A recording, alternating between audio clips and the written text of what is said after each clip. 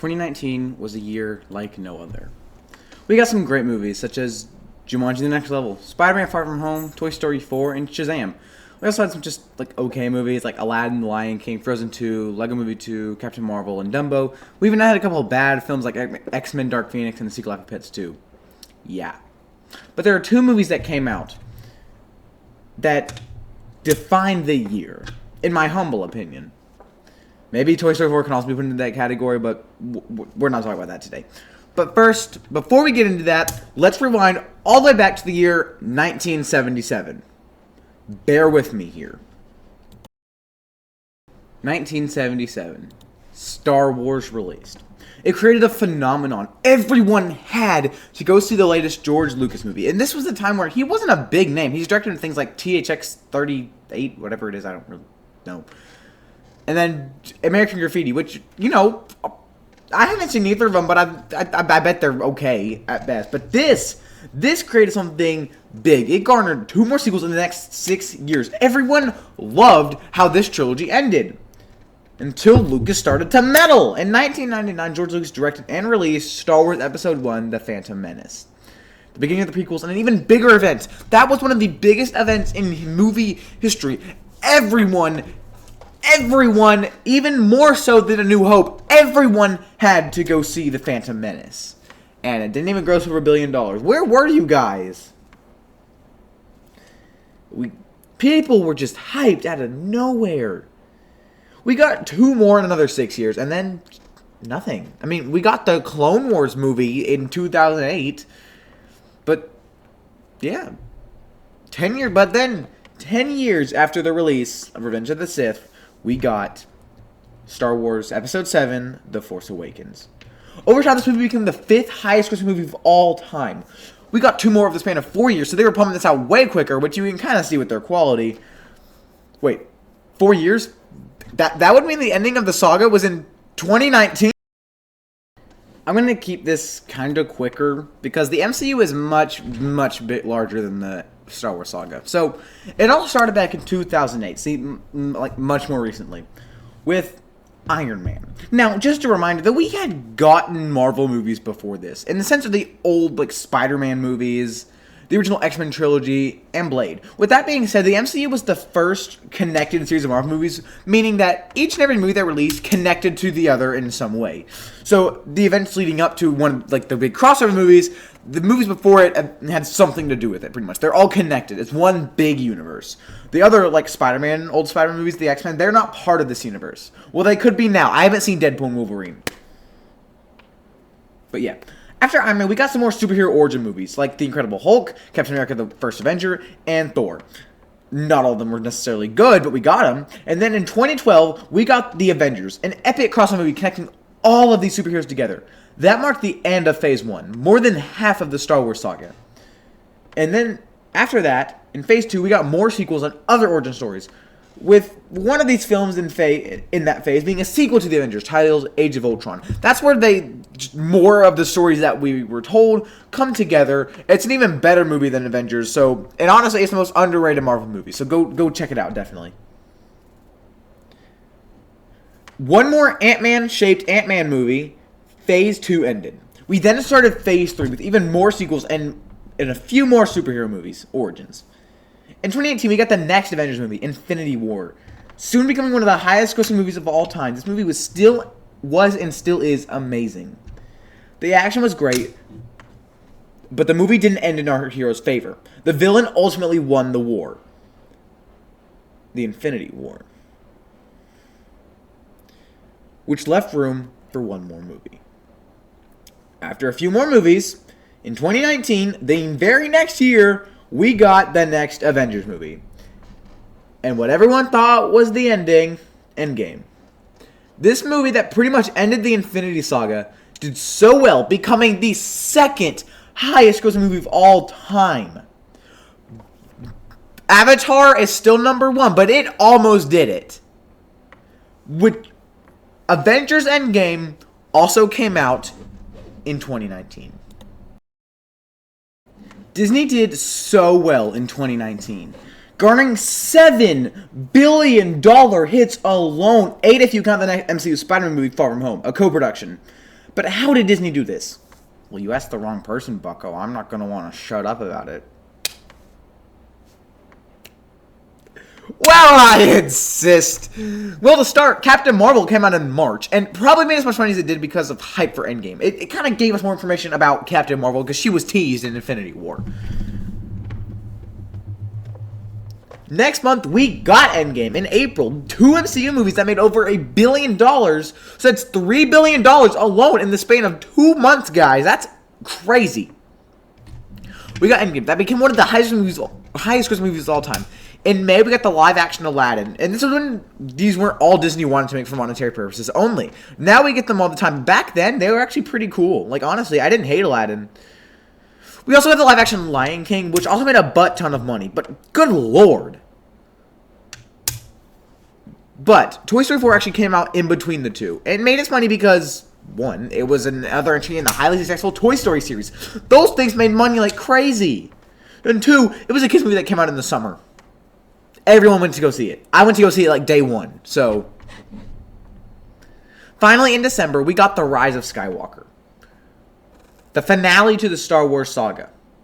Which also made a lot of money, but for different reasons than Endgame. Rise of Skywalker succeeded, yes, but Endgame soared. The last 2 Star Wars movies also did very well, so this movie wasn't all too special. Added on to Disney's lineup in 2019. But what movie succeeded more? Let's find out. So in this part of the video, we're going to be picking 4 different categories, and we're going to see which movie comes out over the other. You can probably already guess, but I just wanted to make this video. Chill out, let me talk.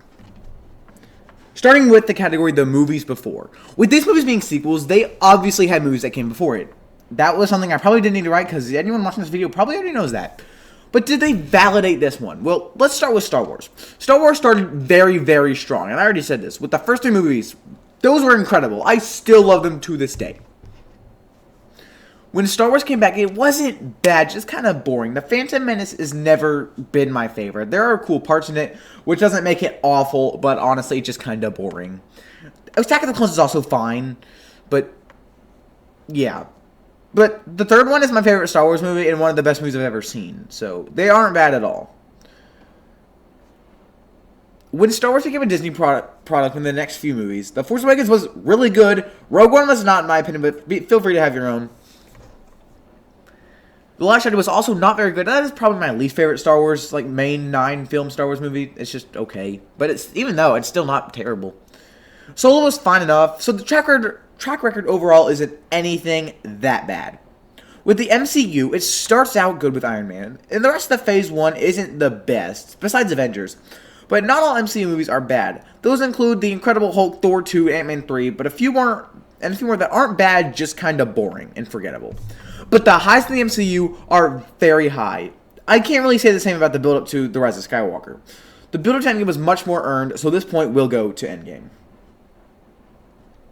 Next up, we have the music category. The music is more important than you may think in an action movie. Like, can you imagine Indiana Jones without his famous theme?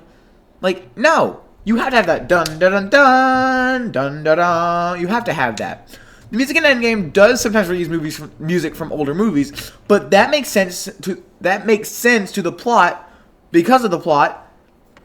Oh my gosh, what did I write?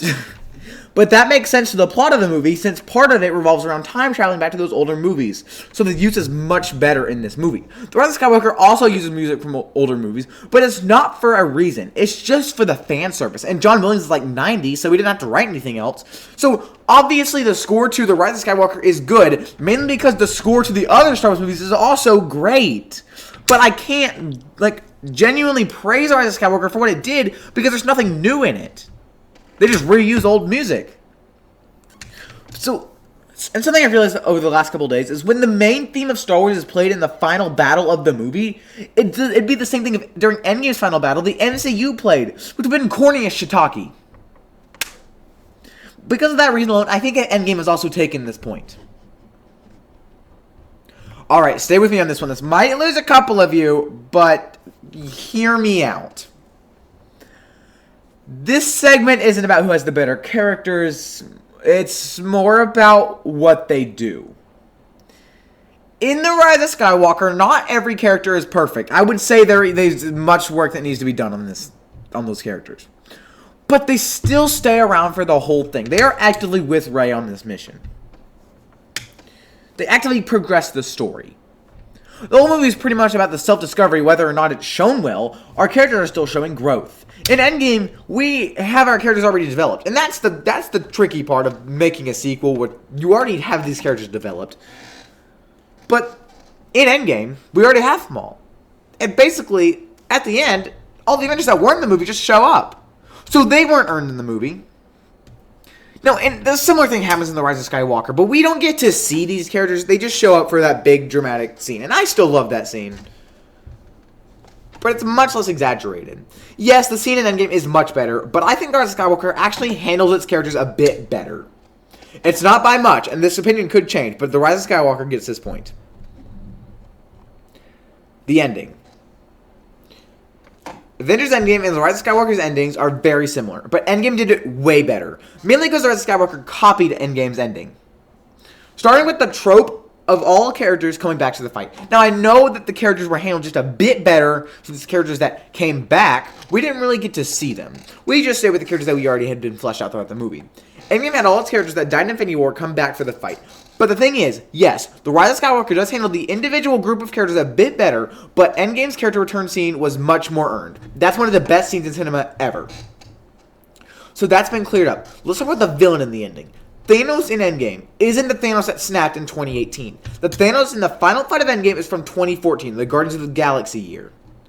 So it's technically not a clone, but not the same person in the last movie. Can you see where I'm going with this? Palpatine is just a clone. The Palpatine we've seen in The Rise of Skywalker is not the same Palpatine that Vader threw over the balcony in Return of the Jedi. It's just a clone. What's that? You want to know how? Well, I'd tell you, but I wasn't there for the Fortnite event. Yeah, if you want to know how Palpatine returned, you had to be on Fortnite in 2019 to find out. So what's the point of me telling you this? Well, Thanos was actually there for the fight. He was actively fighting the heroes. Yes, Palpatine does pose a threat. It lasts like 30 minutes, but it doesn't take that long until he actually starts to blast the planet with lightning for Rey to defeat him. In Endgame, Thanos starts attacking Avengers base 2 hours in. That leaves 1 full hour for the epic fight scene, and that felt earned. Every second was used for that fight scene, and it's great. In The Rise of Skywalker, yes, it feels like there's a lot of time left when the Resistance goes to attack Exegol, and Rey goes to attack Palpatine. But the time doesn't feel earned. In Endgame, the heroes are constantly attacking Thanos, trying to win. So Endgame handles its final fight scene better. But I still want to talk about one more thing. The I Am Iron Man scene. One of the best scenes, no doubt. How did Star Wars rip it off? What's this I am the Jedi garbage? I don't have to tell you why I don't like this. You know, The Rise of Skywalker tried way too hard to match the conclusion that Endgame had, and it just didn't work. So Endgame obviously won, but nobody's really surprised. I know that I've referred to both movies as conclusions, but that's not the case for Endgame and maybe Star Wars anymore. So maybe when both new entries come out, I'm going to come back and compare those two. I want to do more of these videos, but I think I'll try to compare other animated movies. I'm mainly thinking Shrek and Kung Fu Panda for the next one. Movies that weren't meant to be to combat each other. These were both trying to be better, and one clearly had the victor. So stay tuned for that. Another thing is, this is off script. Yes, I know it's like, people love Endgame. I think it's one of the best movies of all time. People do not like Rise of Skywalker. I enjoyed both. I think Endgame is obviously better, but I like the Rise of Skywalker. I still think it's good. It's just kind of hard for me to think about like what it does better. Like, there are good things in the Rise of Skywalker, but Endgame just does it all better. So I was really rambling on with that character segment because I don't want Endgame to sweep, but it kind of did. I just wanted to give Rise of Skywalker one thing, but I think the characters in Endgame are much better. I think the Rise of Skywalker handled them better, though. Well, with that, that is it. My voice is tired.